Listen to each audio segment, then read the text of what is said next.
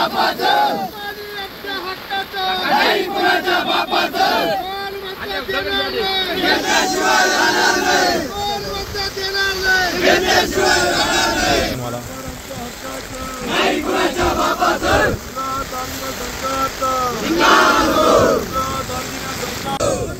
छत्रपती शिवाजी महाराज की जय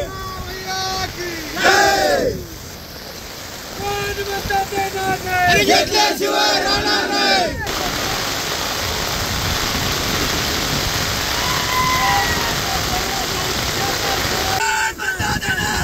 घेतल्याशिवाय राहणार नाही घेतल्याशिवाय राहणार नाही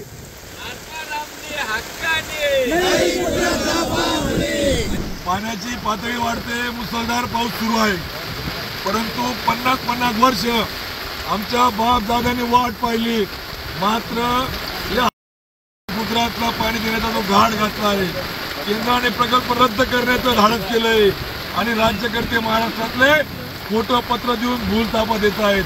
मात्र आता आमची ही पिढी या भूलथापांना बळी पडणार नाही. आमच्या हक्काचं नार पारचं पाणी आता गुजरातला वाहून जातंय. हे पाणी आमच्या खोऱ्यामध्ये आलं पाहिजे आणि म्हणून शाश्वत आमच्या हक्काचं पाणी मिळालं पाहिजे की ज्यावर 2.5 लाख एकर जमीन ओलिताखाली येणारी वितरण व्यवस्था आहे. 22 TMCचं धरण 54 वर्षात फक्त 10च वेळेस भरलं.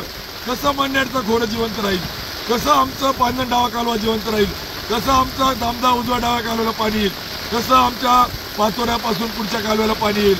आणि म्हणून आज आम्ही जोपर्यंत प्रशासकीय मान्यता कोणत्या निधीतून देणार आणि कधी देणार याचा शाश्वत पर्याय देत नाही, ठोस पर्याय देत नाही, तोपर्यंत आंदोलन थांबवणार नाही.